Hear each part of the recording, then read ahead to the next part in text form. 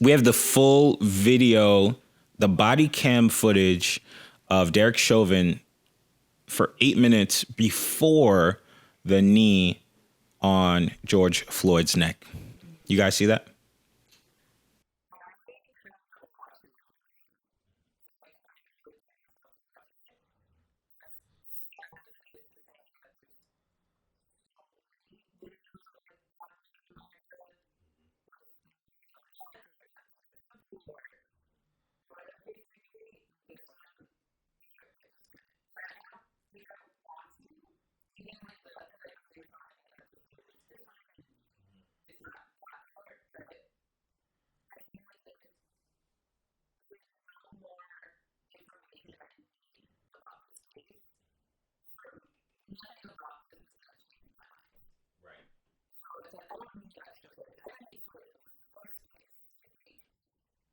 But the world needed the footage. The world needed the footage. Yeah, Right. yeah.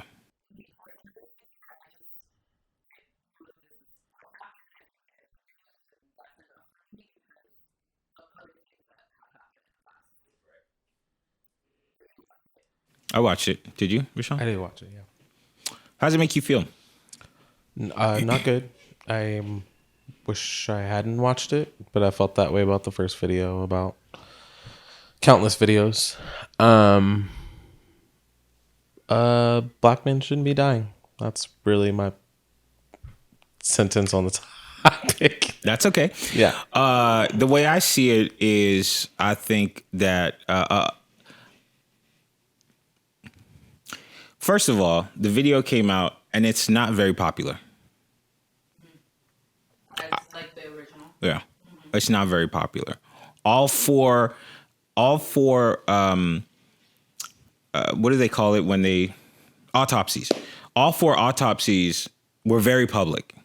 Everybody reviewed them, and so we heard about those, but this one is suspiciously quiet. And I want to say to Daily Mail, I think that it was great that they leaked this or whatever to the public, because the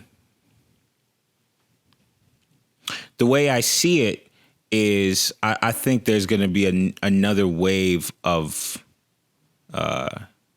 issues when we look at this specific case.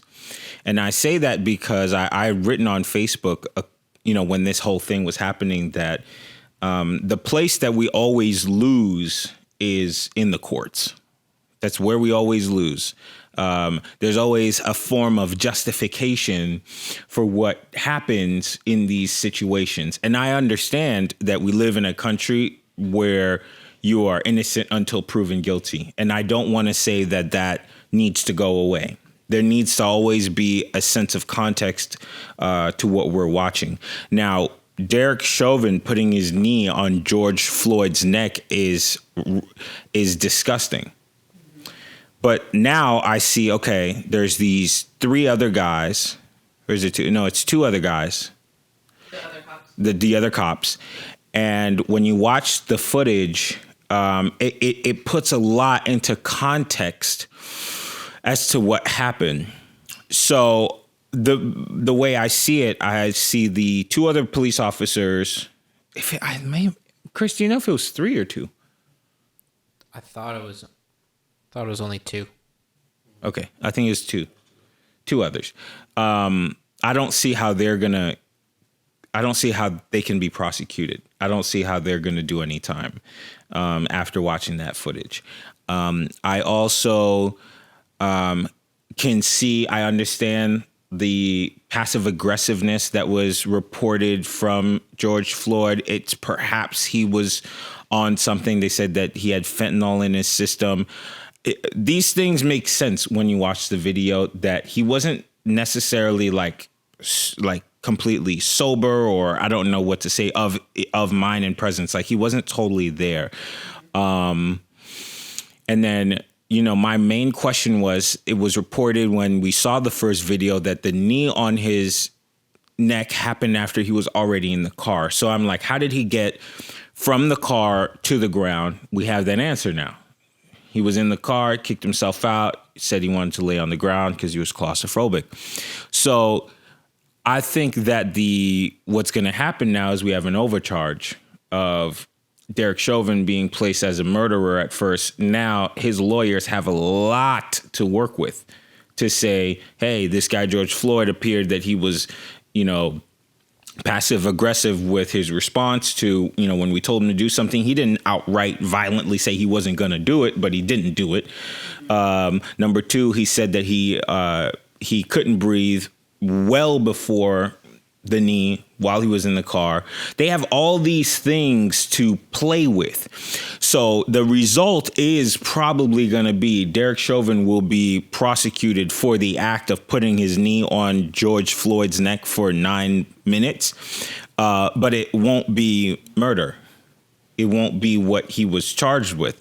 And that's when I think in the courts we lose.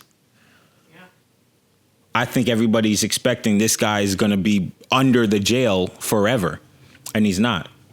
He's probably going to get a year.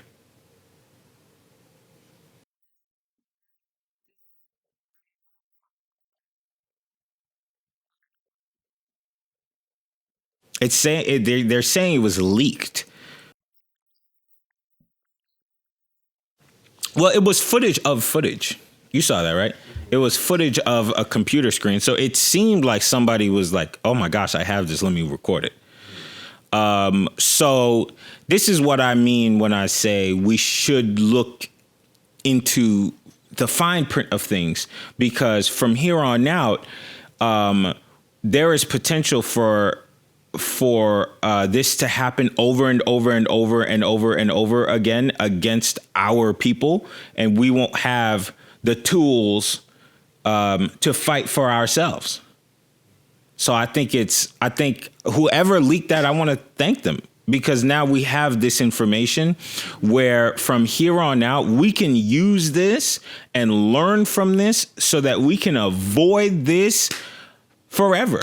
Yeah. I mean, it'll happen again. Something will happen. It's, It's sadly not. Yeah, but I think we need to empower our minds with information that has happened and information of history that's happened in the past, so that we can avoid these things from happening in the future. Because if you remember, and I don't know the case that well, but if you remember Amber Guygen, the girl who killed the police officer, the woman who killed Botham Jean, Yeah. she got 10 years.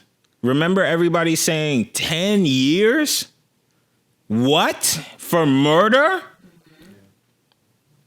And I'm sure something like this came about where in the courts. Yeah. So let's see how this plays out. But it looks a certain kind of way.